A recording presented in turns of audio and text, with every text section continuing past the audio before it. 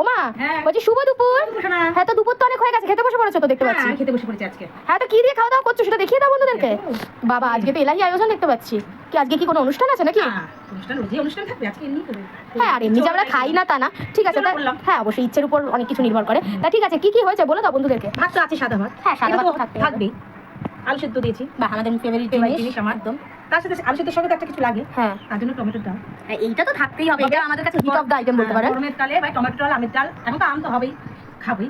তার সঙ্গে আছে একটা তরকারিও করেছি। হ্যাঁ পাঁচমিশালি তরকারি। হ্যাঁ সোয়াবিন ঠোবিন দিয়ে করেছি, এটা সোয়াবিন আছে, মূলো ডাটা আলু দিয়ে করেছি। হ্যাঁ মানে এখন না বেশ একটু সবজি খেলে বেশ ভালোই লাগে।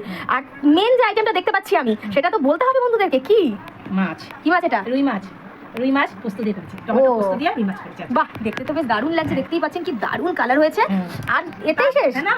তারপর তো একটা আছে, একটু মিষ্টি মিষ্টি ইচ্ছা করছে, একটা রসগোল্লা নিয়ে বসে পড়েছি। একটা কালো জাম, একটা যাই হোক, আজকে তো এলাহি আয়োজন দেখতেই পাচ্ছেন, মনে হচ্ছে না বাড়িতে কোনো অনুষ্ঠান আছে, এত সাজিয়ে গুছিয়ে মা খেতে বসেছে যেখানে কোনোদিনই বসে না। তা ঠিক আছে বন্ধুরা, আজকে মা তাহলে খাওয়া দাওয়াটা করে নিক। তাহলে তুমি একটা কাজ করো, রুই পোস্তটা দিয়ে একটুখানি খেয়ে বলো কেমন হয়েছে। রুই পোস্ত খাবো? হ্যাঁ ডাল টাল না বাদ দিয়ে আগে রুই পোস্ত। হ্যাঁ ডাল ঝাল তো রোজই খাওয়া হয়। এই দেখো নিয়ে বসেছি।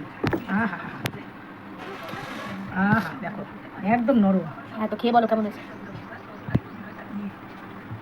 অসাধারণ হ্যাঁ তো ঠিক আছে বন্ধুরা, মা তো খেয়ে বললো যে আজকে কি দারুণ হয়েছে রান্নাবান্নাগুলো। তা ঠিক আছে, আমাদের ভিডিও যদি আপনাদের ভালো লেগে থাকে তাহলে অবশ্যই আমাদেরকে সাপোর্ট করতে ভুলবেন না। যেটুকুই টাটা।